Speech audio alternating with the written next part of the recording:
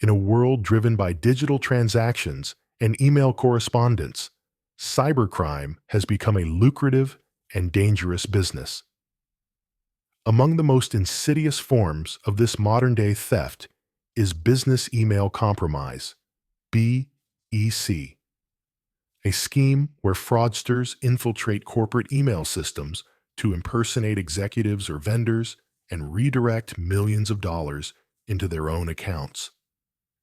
It's not just the small businesses that fall victim. Even tech giants like Google and Facebook have been scammed out of millions. These crimes require cunning, patience, and audacity. Welcome to Crime Watch Vault. We explore true crimes, solved and unsolved, and intriguing mysteries and fiction stories. We respectfully discuss stories already in the public domain. If you're interested, click the subscribe button to join our community. Bonjour, hello, marhaba, hola, hujambo, ni hao, namaste. One name that stands out in the world of BEC scams is Oluyomi Omobolanle Bombata, better known by his alias Bobo Chicago. Between 2023 and 2024, Bombata executed a fraud scheme that siphoned $2.8 million from unsuspecting businesses. From his humble beginnings in Nigeria to flaunting a lavish lifestyle in the United States, this is the story of how Bombata plotted, struck, and ultimately fell. Oluyomi was born in Nigeria. Like many in his position, Oluyomi saw the internet as a gateway to opportunities, both legitimate and illicit. When he moved to the United States, Bombata adopted the alias Bobo Chicago, projecting himself as a successful entrepreneur. While he appeared to live the American dream, the reality was far darker. Oluyomi was part of a growing network of cyber criminals exploiting businesses through BEC scams, using his charm and technical skills to deceive his victims. BEC scams rely on a deep understanding of human behavior and business processes, and Bombata was a master of both. His methods were methodical and precise. He would initiate his scams by targeting companies through phishing emails or exploiting weak security measures to gain unauthorized access to corporate email accounts. Once inside, he carefully monitored email conversations. He paid close attention to high-value transactions, upcoming wire transfers, and payment details. At the right moment, he would strike. Using spoofed email addresses or hacked accounts, he impersonated company executives or vendors, sending instructions to redirect payments to bank accounts he controlled. His fraudulent emails were polished, often including fake invoices and detailed payment instructions. The unsuspecting employees, believing the emails were legitimate, would process the transfers. By the time the fraud was discovered, the money had already been moved to untraceable accounts. His victims ranged from small businesses to larger corporations, all of whom fell prey to his calculated deception. Bombata's success in fraud translated directly into a lifestyle of excess. He became known as Bobo Chicago among his peers, flaunting his wealth on social media. He posted pictures of luxury cars, designer clothes, expensive watches, and lavish vacations.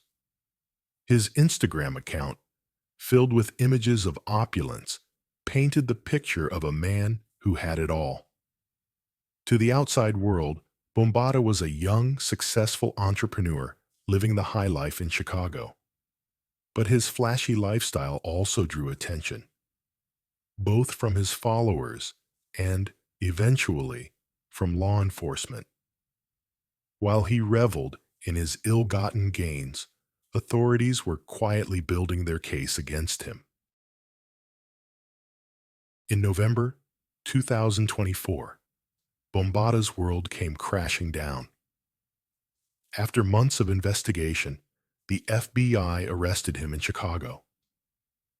The operation was a coordinated effort, with agents tracking his activities and tracing the stolen funds to his bank accounts. Bombada was charged with several serious crimes, including wire fraud, for using fraudulent emails to deceive businesses into transferring funds, identity theft, for impersonating executives and vendors in his scams, money laundering, for funneling stolen money through various accounts to hide its origins. The prosecution's case against Bombada was strong, bolstered by a mountain of evidence. Investigators presented copies of the fraudulent emails Bombada sent, complete with spoofed addresses and fake payment instructions. Bank records traced the stolen funds to accounts controlled by Bombada, including evidence of money being moved internationally. Pictures and videos of Bombada flaunting his wealth were used to highlight the proceeds of his crimes. Analysis of Bombada's devices revealed phishing campaigns, spoofing tools, and detailed notes on his victims. Victims also testified, sharing how the scams had impacted their businesses and livelihoods. The emotional weight of their testimonies added to the severity of Bombada's actions. Bombada's defense team attempted to downplay his role, arguing that he was not the mastermind, but rather a small player in a larger cybercrime network. They claimed he was manipulated by more experienced criminals who orchestrated the scheme from behind the scenes. However, the evidence painted a different picture. Prosecutors presented clear proof of Bombada's leadership role in planning and executing the fraud. The judge dismissed the defense's argument, noting that Bombada's extensive involvement and direct benefit from the crimes left no doubt about his culpability. Faced with overwhelming evidence, Bombada pled guilty to all charges in a bid to secure a lighter sentence. However, the scale of his crimes, coupled with his lack of remorse, weighed heavily against him. During sentencing, the judge described Bombada's actions as a betrayal of trust and emphasized the need for deterrence in similar cases. Bombada was sentenced to 22 years in federal prison and ordered to pay $2.8 million in restitution to his victims. His sentence sent a strong message to other cybercriminals that such crimes would not go unpunished. The case of Bombada, aka Bobo Chicago, highlights the devastating impact of cybercrime and the lengths to which criminals will go to exploit vulnerabilities. It also serves as a reminder of the importance of vigilance and strong cybersecurity practices. What are your thoughts on this case? What measures are you taking to protect yourself and your assets online? Let us know in the comment section below. Don't forget to like, subscribe, and hit the notification bell so you never miss an update. Thank you for watching, and stay safe out there.